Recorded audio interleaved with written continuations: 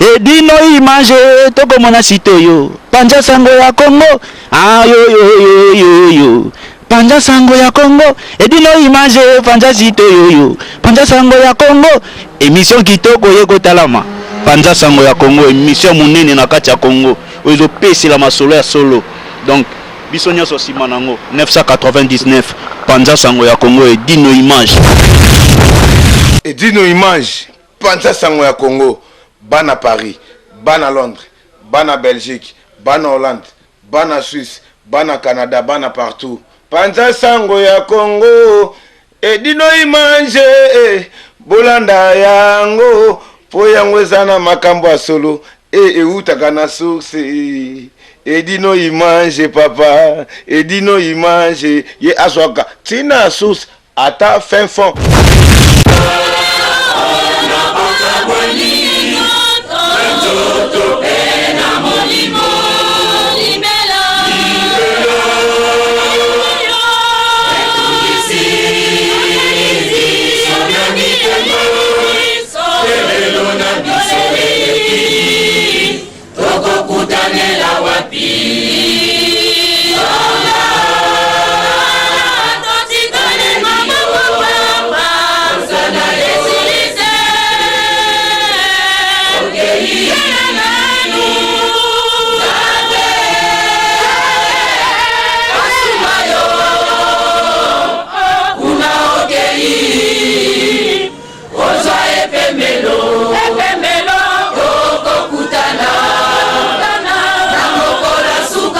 Leo tona meze 30 ayo kosangana biso longo pona kabulaka mawande zalakaka toti ko pungisa mama ministre ya Château Rouge na koma mama Pauline Nzongo meze 30 na eba souci na yo na nengo si kosangana biso lelo awa.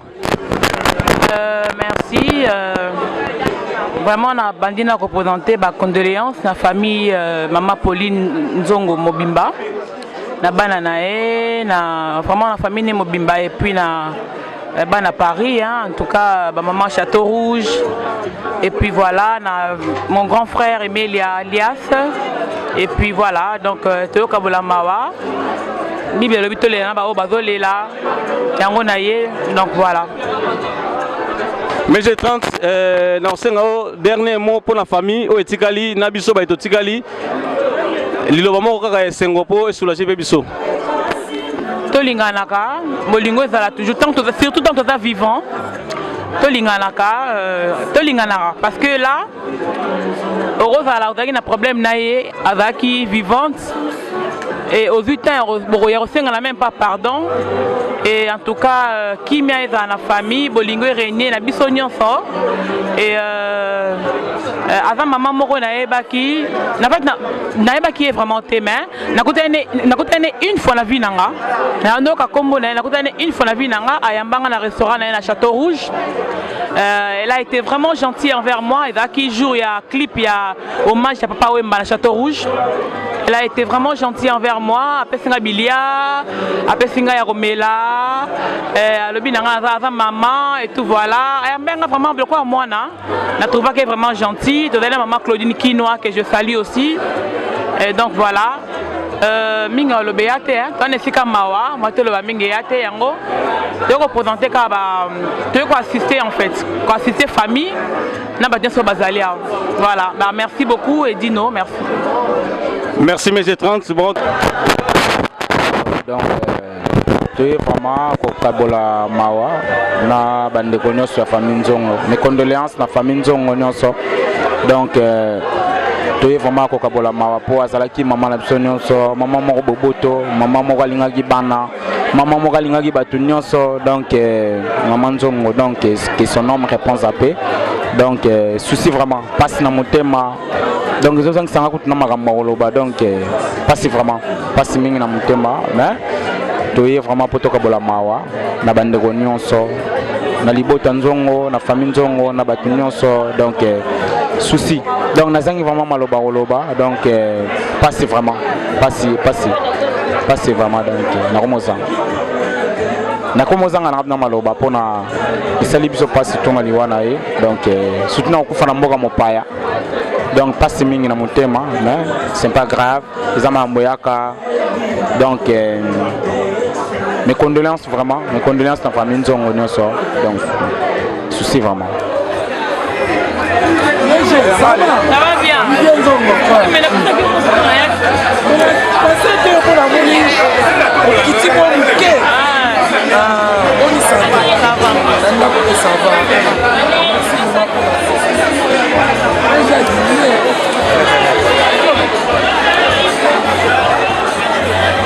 la lobby quand même.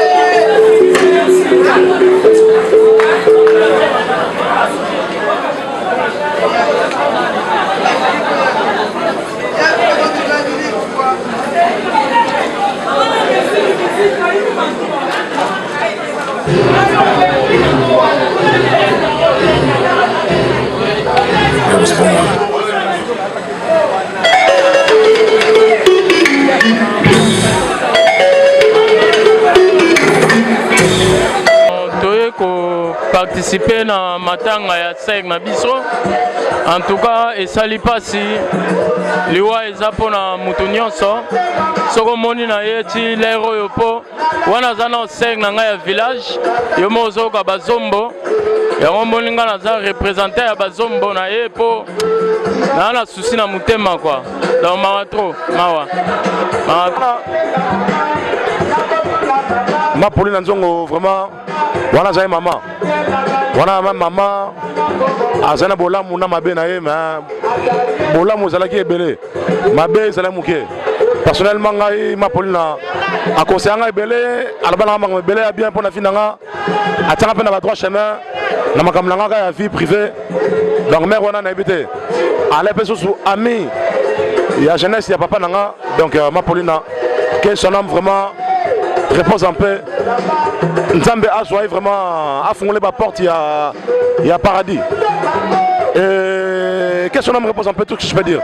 Azaf ma maman, je l'aimais de tout mon cœur, de tout mon cœur, de tout mon cœur. Elle était bien avec nous, elle nous faisait rire. Alors ça quand ça biso, alors ça peut ça biso. Abanako ça biso ba blague, abanako banabiso, mon père a bien vie, abanako porter biso quelque chose. En tout cas, on a perdu une mère. Je passe toutes mes condoléances à cette famille. Nzongo, basa na courage, ba kipe makamba libanda te ba baloba. Ba serrer lien, la famille basa la solidarité, basa la solide, basa la fort. Et voilà quoi, je leur fais tous de gros bisous, je les encourage tous et qu'ils aient tous la force de Jésus-Christ, en nous, Christ en nous, l'espérance de la gloire. Tout ce que je peux dire. Merci.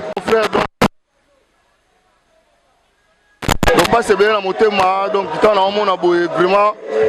Donc tout est vanité quoi, vanité de vanité, donc rien à dire d'autre.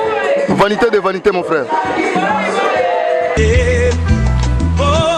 Keba na ba commissionnaire, na uti cimetière.